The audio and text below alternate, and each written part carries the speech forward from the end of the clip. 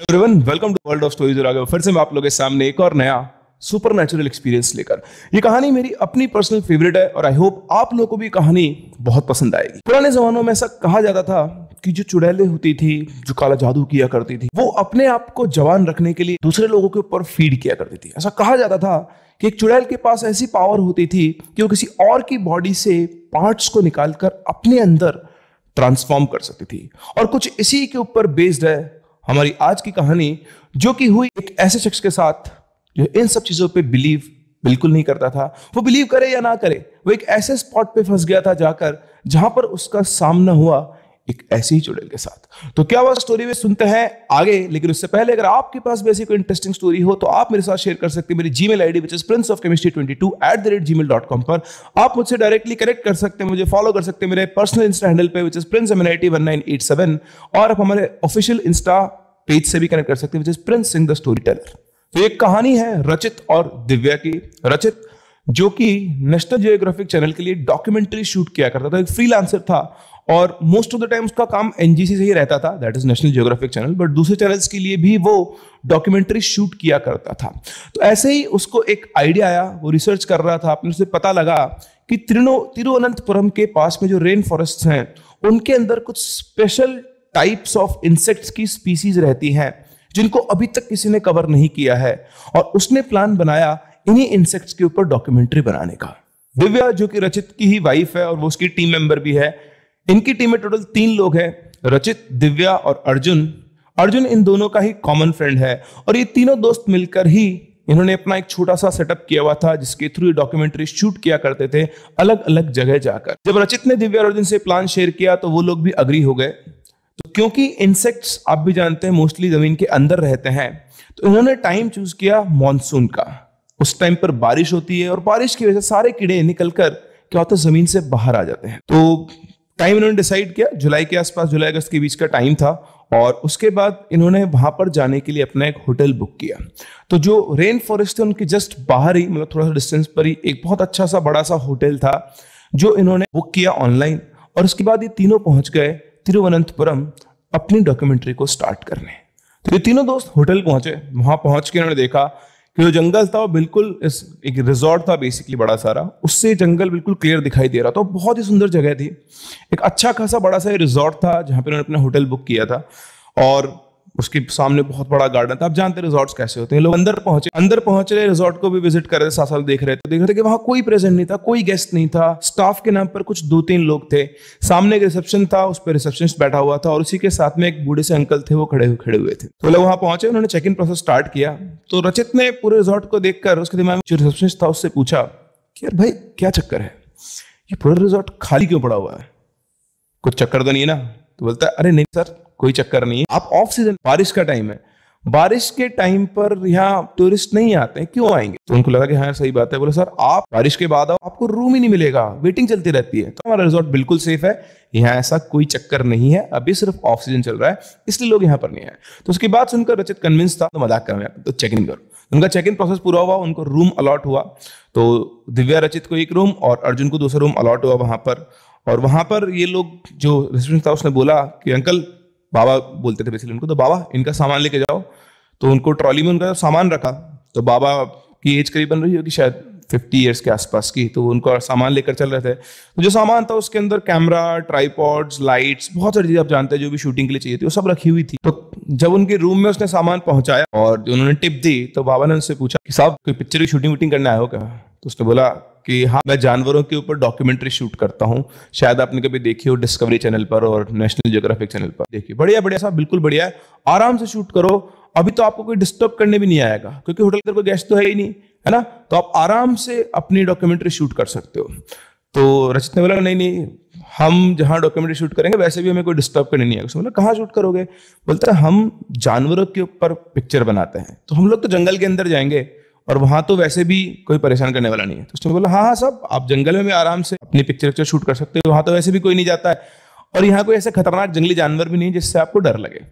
तो ठीक है साहब, मैं चलता हूँ, आप लोग रेस्ट करो और मुझसे कुछ काम हो तो आप कॉल करके बुला लेना। तो उन्होंने बोला ठीक है, वो चले गए।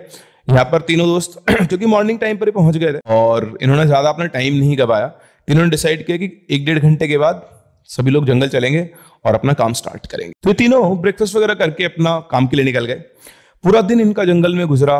इन्होंने बहुत अलग अलग टाइप्स ऑफ स्पीसीज को कवर किया, लेकिन इनकी जो डॉक्यूमेंट्री थी उसका बहुत इंपॉर्टेंट पार्ट था, एक पर्टिकुलर टाइप ऑफ इंसेक्ट इनको ये ढूंढ रहे थे, वो इनको नहीं मिला।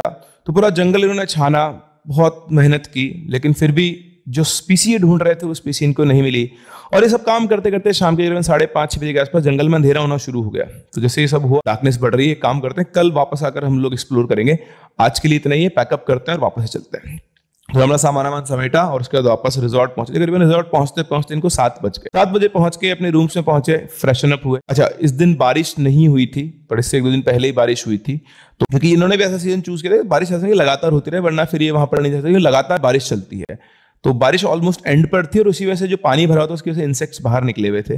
तो ये लोग पहुंचे रिजॉर्ट में, आपस में डिस्कशन हुआ इनका। तो रिजॉर्ट के बाहर एक बहुत बड़ा सा लॉन था। तो उन्होंने बोला यार एक काम करते हैं, बाहर बैठते थोड़ा ड्रिंक विंक करते हैं और वहीं पे खाना खा के फिर रात को सोने आ जाएंगे। तो उन्होंने कहा ठीक है। तीनों दोस्तों का प्लान हुआ। तो उन्होंने पहले ही रिसेप्शन में फोन कर दिया कि बाहर वो थोड़ा बॉन फायर वाला सिस्टम चला लें, ताकि वो लोग बैठ के आराम से और ड्रिंक विंक एंजॉय करेंगे।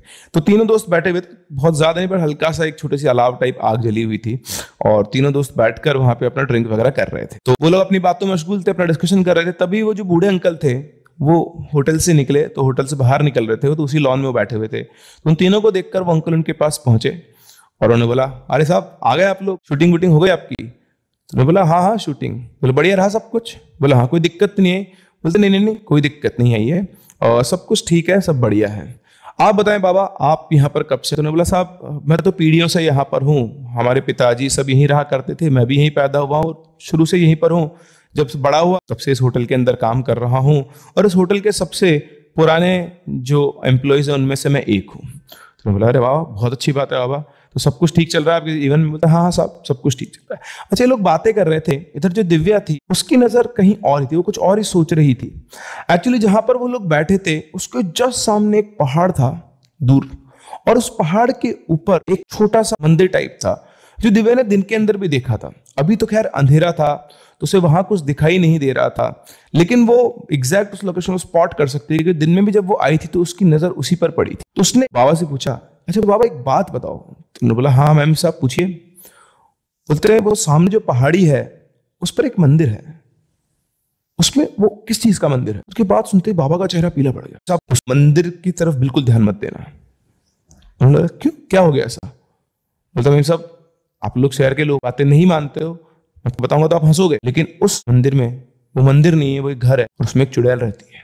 इतना बोलते ही सब लोग बहुत तेज तेज हंसने लगे। उस बूढ़े आदमी का मुंह छोटा सा हो गया। जैसे वो हंस के चुप हुए तो बाबा ने बोला कि मैं कह रहा था साहब आप लोग शहर के लोग हो, आप लोग सब इन बात पे विश्वास नहीं करते, लेकिन चाहे कुछ भी हो जाए आप उस मंदिर की तरफ मत जाना, वरना आपके लिए बहुत खतरनाक हो सकता है।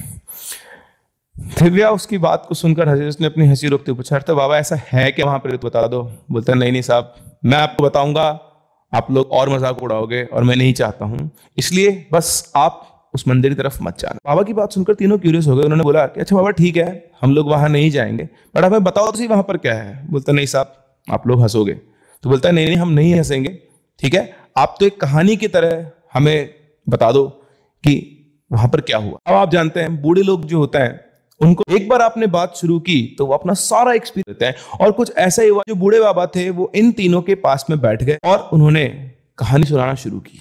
सब आज से कई सालों पुरानी बात है, करीबन 100 सालों से भी ऊपर पुरानी बात है। जब इस गांव में ना कोई होटल था ना कुछ, जंगल था और यहाँ पर 3-4 छोटे छोटे गांव थे। सभी गांव में बढ़िया से रहा करते थे। वो जो पहाड़ी है उस पहाड़ी पर एक तरह का आप मतलब कह सकते हैं मंदिर या घर बना हुआ था, खाली था, कभी यहाँ पे कोई रहा नहीं। लेकिन कुछ समय के बाद अचानक से एक दिन वहां पर एक औरत आके रहने लगी। वो औरत अकेली उस पहाड़ी के ऊपर रहा करती थी। गांव वालों ने इस चीज के ऊपर ध्यान नहीं दिया, बोले हो सकता है कोई औरत होगी। लेकिन जब से वो औरत आई थी उसके कुछ दिनों के बाद से ही गांव में अजीब अजीब सी घटनाएं होने लगी। गांव में से कम उम्र की लड़कियां गायब होने लगी। कोई लड़की गांव में अकेली खेल रही होती तो वहां से गायब हो जाती। कई बार तो रात को घर में सोते हुए छोटे बच्चों को कोई उठा के ले जाता था। हर गांव से कुछ इसी तरह की घटनाओं की खबर आ रही थी।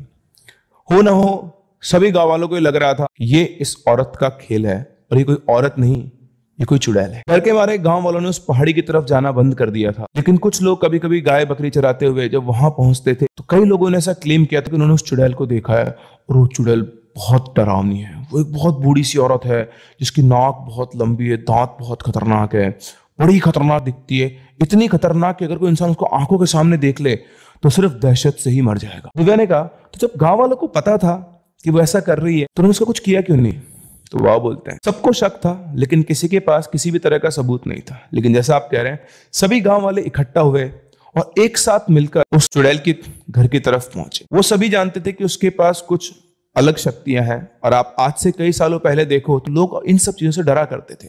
तो सभी गांव वाले इकट्ठा हुए, सभी के हाथ में लाठी ये सब चीजें थी। वो पहुंचे और वहां जाकर उस घर के बाहर खड़े चिल्लाते हैं। जो सरपंच था गांव का बोलता है, ए चुड़ैल बाहर निकल।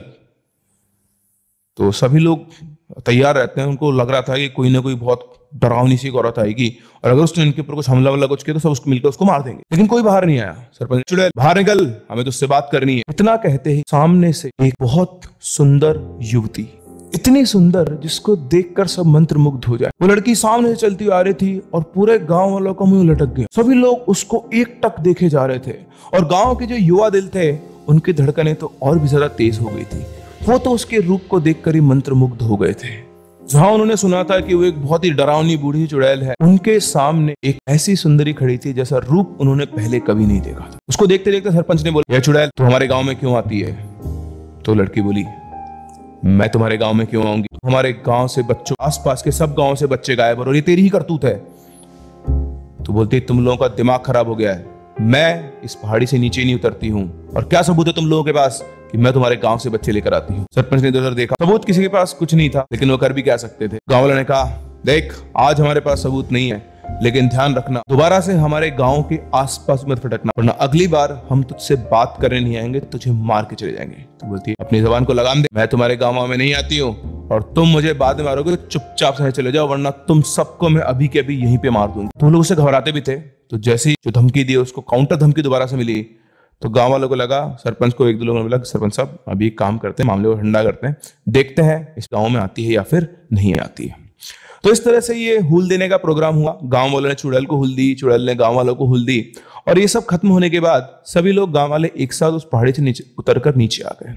सभी लोगों के पास सिर्फ एक ही टॉपिक था कि यार वो चुड़ैल तो बहुत सुंदर है, हमने तो सुना था चुड़ैल है, लेकिन तो बहुत सुंदर चुड़ैल है। चुड़ैल थी वो, बहुत सुंदर चुड़ैल है। सभी गांव वाले उसको देख कर आए हैं, जो कितने डरावनी चुड़ैल है, ऐसा कुछ भी नहीं था। और गांव वालों को कहीं ना कहीं एक और चीज लग रही थी, क्योंकि उन्होंने भी चीज सुनी हुई थी, चुड़ैल थी तो डरावनी ही, बूढ़ी ही, लेकिन ये जो गांव के बच्चे गायब हो रहे हैं, ये उनके शरीर से अंगों को निकाल निकाल के अपने अंदर लगा रही है और ये खुद जवान होती जा रही है। ये कंक्लूजन अल्टीमेटली निकला कि ये वही चुड़ैल है, लेकिन इतने दिनों से ये इन बच्चों को इसीलिए गायब कर रही है ताकि उनकी बलि देकर ये खुद अपने आप को जवान रख पाए।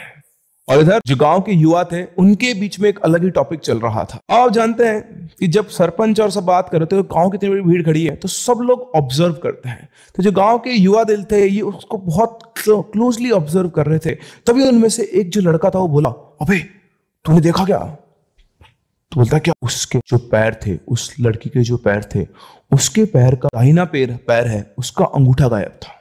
तो बोलता, क्या बात कर? बोला, हाँ मैं बहुत ध्यान से देख रहा था, उस औरत के दाहिने पैर का अंगूठा गायब था। तो इस तरह से बहुत फाइनल डिटेल को ऑब्जर्व कर लिया था और 1 से 2, 2 से 3, 3 से 4 पूरे गांव में खबर फैल गई थी कि वो जो चुड़ैल है उसके दाहिने पैर में अंगूठा नहीं है। अब इस प्रोग्राम के बाद जब इन्होंने सब कुछ हो गया, इसके कई दिनों तक, इवन 1-2 महीने तक गांव के अंदर किसी तरह की कोई घटना नहीं हुई। लेकिन फिर एक रात अचानक से एक घर से एक 8 साल की बच्ची गायब हो गई। जैसे वो गायब हुई पूरे गांव में कोहराम मच गया।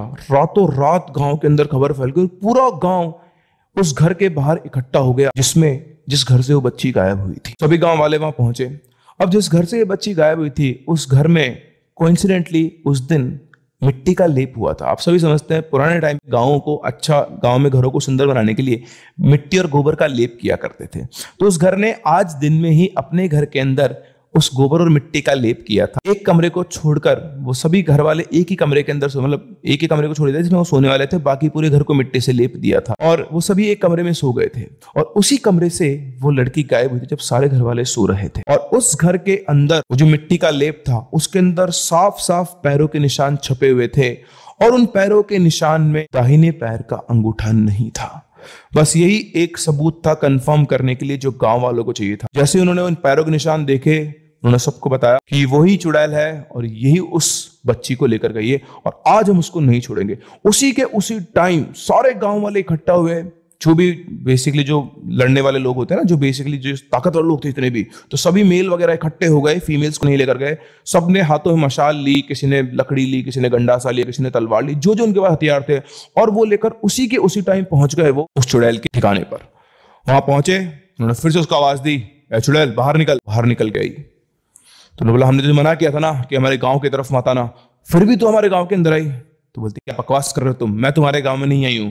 बोलते हमें सब पता है कि तू हमारे गांव से बच्ची को उठाकर आई, बताओ बच्ची कहाँ है। तो बोला मैं तुम्हारे गांव आई ही नहीं, बच्ची तो कहां से उठाऊंगी। अब कोई वो नहीं थी गुंजाइश, गुस्सा आया उन गांव वालों को। तो उनमें से एक आदमी बाहर निकला, उसने सीधा खींच के उस चुड़ैल को थप्पड़ मारा और बोला कि बता हमारी बच्ची कहाँ है। तो इतना बोलते ही एक आदमी से हाथ उठाया, सबके अंदर जोश आ गया, सबके सब उसको मार रहे, पीट रहे, उसके पाल पकड़ उसको थप्पड़ मार रहे हैं खींच खींच के, और बुरी तरह से उसको पीटा उन्होंने। और उसके बाद जब भी उसने नहीं बताया कि बच्ची कहाँ है, उन्होंने उसको पकड़कर पेड़ पे टांग दिया, फांसी लगा के, और उसके नीचे आग लगा दी उसको जलाने के लिए। चुड़ैल को दिख गया था कि वो मरने वाली है, और मरते मरते उसका जो फॉर्म था, उसका जो शरीर था, जो सुंदर लड़की थी, वो वापस से उसी डरावनी चुड़ैल के अंदर कन्वर्ट हो गई। और मरते मरते बोल गई आज तो तुम लोग मुझे मार रहे हो, लेकिन मैं यहां से नहीं जाऊंगी और मैं तुम सबको खत्म करके रहूंगी। इतना सुनते ही एक आदमी वहां गया, उसने पकड़ के उस चुड़ैल को भी आग लगा दी, और वो चिल्लाती हुई चुड़ैल वहीं। इसके बाद पूरे गांव वालों ने उस बच्ची को ढूंढा, लेकिन उन्हें कहीं पर भी नहीं मिली। थक हार कर सभी लोग वापस से आ गए, लेकिन अब वो चुड़ैल की कहानी को खत्म करके आ गए थे। आने के बाद अगले दिन उस घर के चारों तरफ तारबंदी कर दी गई ताकि कोई भी उस तरफ ना जाए। और साहब तब से हमारे गांव में ये कहा जाता है कि चाहे कुछ भी हो जाए, वो तारबंदी को पार करके उस घर की तरफ बिल्कुल नहीं जाना चाहिए। तो ये कहानी है उस घर की, आप लोगों के लिए कहानी है साहब, लेकिन सच्चाई ये है कि सब कुछ सच में घटित हुआ था और पूरा गांव इस चीज को बहुत अच्छे से जानता है। इसीलिए मैं आपसे कह रहा हूं साहब, आप कहीं भी घूमो, ये पूरी जगह बिल्कुल सुरक्षित है, आपको कभी कहीं परेशानी नहीं आएगी, लेकिन गलती से भी आप उस घर की तरफ मत जाना, वरना आपको इसके बहुत बुरे परिणाम भुगतने पड़ सकते हैं। बड़ा में टाइम देखा, अच्छा साहब मैं चलता हूँ, टाइम हो गया है, सुबह फिर जल्दी उठ के आना है। ये मेरा नंबर है, उन्होंने अपना फोन नंबर दिया, ये मेरा नंबर है, आपको अगर कुछ काम हो तो मैं आ जाऊंगा। तो उन्होंने कहा ठीक है बाबा आप चलो, बस हम लोग भी अब सोने ही जा रहे हैं। तो जैसे बाबा उठ के चले गए, और जैसे बाबा उठ के गए, तीनों दोस्तों ने दूसरे को देखा, एक अलग से स्माइल दी और बोला एक गांव वाले ना कुछ भी स्टोरी बनाते हैं, कुछ भी। आज दिन में तो हम लोग उसके पास पूरा जाकर शूट करके आए हैं, हमें तो वहां पर कोई भी नहीं दिखा। दिव्या बोलती हाँ ये गांव वाला है, बहुत टाइम हो गया, हम लोग भी दिन भर थक गए, थोड़ा रेस्ट करते हैं, सुबह फिर से वापस से शूट पे चलना है। तो बोला हाँ ठीक है वाइंड अप करते हैं। तो तीनों दोस्त उठे, अर्जुन अपने रूम में चला गया, दिव्या और रचित अपने रूम में आ गए। वो बहुत ज्यादा थके हुए थे क्योंकि थकान, सफर की थकान थी, दिन भर उन्होंने काम किया, तो गिरते ही बेड पे गिरते ही नींद आ गई इनको। अब रात को अर्जुन को एक डिस्टर्बेंस होता है, नींद में कहीं से आवाज आना शुरू होती है, तो उसको कुछ अजीब सी आवाज आ रही थी। तो वो उठा और जब अपने सेंसेस में आया तो उसने देखा कि उसको कुछ आवाज आ रही है, उसको हिंदी में कुछ गिनने की आवाज आ रही है, 1 2 ऐसे ना, 3 4 5 6। उसने अपने पीछे बेड पे हाथ मारा तो वहां पर दिव्या नहीं थी। तो उसने लगा ये कहाँ चले गई, ये उठ गई क्या। तो उसने बोला ए दिव्या क्या गिन रही हो। तो उसको बोलते ही आवाज शांत हो गई। फिर जैसे आवाज शांत हुई, लगा उसने सुन लिया है, तो चुपचाप वापस से सो गया। फिर थोड़ी देर बाद उसकी वापस से डिस्टर्बेंस आवाज खुली, फिर से उसको आवाज आ रही थी कुछ गिनने की, 90 100 90 91 92 93, हिंदी के अंदर शायद पैसे से गिन रही है। और उसने बोला कि दिव्या तुम पागल हो गए हो, ये कोई टाइम है पैसे गिनने का, सो जाओ चुपचाप। सो गया, वो वापस से शांत हो गई। फिर उसको नींद आ गई। आप जानते हैं एक बार आप गहरी नींद में है तो कब 1 घंटा 2 घंटा गुजर जाए आपको पता ही नहीं चलता है। फिर से उसको उसकी नींद टूटी, फिर से एक डिस्टर्बेंस से उसको फिर से एक आवाज आई, और आवाज में उसको फिर से वही गिनती सुनाई आ रही थी, लेकिन ये जो गिनती है अभी बहुत आगे पहुंच चुकी थी। 20,135, 20,136, 20,137, 20,138। जब ये काउंटिंग उसके दिमाग में क्लिक हुई, वो सेंसेस में आया, तो सोचा ये कैसे आवाज है, और इतनी बड़ी काउंटिंग, इतने तो मेरे पास पैसे ही नहीं है। तो फटाफट से उठा, उसने देखा तो दिव्या उसके आसपास कहीं पर भी नहीं थी। रूम में बिल्कुल अंधेरा था, बस एक छोटा सा बल्ब था जो 0.5 वॉट का बल्ब था, जो एक कोने में जला हुआ था। जैसे वो उठा, क्योंकि अंधेरा था धीरे धीरे उसकी आंखों ने रूम की जो जितनी भी रोशनी थी उसको अडेप्ट किया, और अडेप्ट करने के बाद उसने देखा तो दिव्या उसको पूरे रूम में कहीं पर भी दिखाई नहीं दे रही थी। उसने वापस से इस कोने से लेकर उस कोने तक रूम को स्कैन करना शुरू किया। तो इस तरह से वो स्कैन कर रहा था, जो बल्ब जल रहा था उसकी रोशनी रूम के छोटे छोटे कॉर्नर्स की तरफ थोड़ी थोड़ी पहुंच रही थी। तो उसने रूम को स्कैन करना शुरू किया। स्कैन करते करते वो जैसे इधर गया, उसकी नजर वापस से एक जगह पड़ी। उसको अपनी आई साइट में एक कोने के अंदर, अंधेरे के अंदर कोई खड़ा हुआ दिखाई दिया। उसने ध्यान से फोकस किया तो वाकई में वहां पर कोई खड़ा हुआ था। एक शेप दिख रही थी इंसान की जो वहां खड़ी हुई थी। उसने आवाज लगी, दिव्या क्या तुम हो? वहां से कोई रिप्लाई नहीं आया। उसने और अच्छे से फोकस किया तो उसने देखा कि वहां कोई खड़ा हुआ था, और उसका जो हल्की फुल्की रोशनी थी उसमें उसका सिर्फ इतना सा पार्ट दिखाई दे रहा था, चेहरा उसका दिखाई नहीं दे रहा था। उसके देखते देखते अचानक से वो चेहरा बाहर निकल के आया और इसकी नजर उससे मिली। तो उसके जस्ट सामने वही चुड़ैल खड़ी हुई थी जिसका डिस्क्रिप्शन उन बाबा ने दिया था। बिल्कुल वही लंबी सी नाक, बड़े गंदे से दांत, जो उसकी स्किन थी वो नीचे ऐसे लटकी हुई थी, और वो उसकी बिल्कुल लाल आंखें, लाल आंखें चमक रही हो। उन आंखों से वो रचित को देख रही थी, और जैसे ही रचित की आंखें उससे मिली उसे बेहोश हो गया। तो देख के उसके शरीर में इस तरह से दहशत फैल गई उसके दिमाग में कि वहीं का वहीं बेहोश हो गया। उसके बाद क्या हुआ क्या नहीं हुआ उसे कुछ पता नहीं। सुबह जब वो उठा तो बहुत सारी लोगों की आवाजें सुनकर वो उठा। तो उठते ही उसने फटाफट से देखा चारों तरफ, तो जो कॉर्नर जहाँ पे वो उसको दिखाई दी थी चुड़ैल, वहां पर 4-5 लोग खड़े हुए थे, और जो बूढ़े बाबा थे वो भी वहीं गेट पे खड़े हुए थे। वो जैसे बूढ़े बाबा उसके पास आए, और बाबा मेरी वाइफ कहाँ है? तो बाबा ने बोला, साहब आप उस घर की तरफ गए थे क्या? बोलता बकवास बंद कर, बता मेरी वाइफ कहाँ है। तो बाबा कोने की तरफ इशारा किया। उसने उठ के भागते उस कोने पे गया, उस लोगों को साइड में किया और देखा तो वहां पर उसकी वाइफ की डेड बॉडी पड़ी हुई थी। और उसके अंदर एक बहुत ही अजीब सी बात थी, उसके सिर के सारे बाल गायब थे। और बाल इस तरह से गायब नहीं थे कि काटे गए हों, बाल इस तरह से गायब थे, एक एक बाल को उखाड़ा गया। तो जो रात को काउंटिंग चल रही थी 10,135, 10,136, 10,137, उस टाइम पर वो चुड़ैल इसकी वाइफ के बालों को उखाड़ रही थी।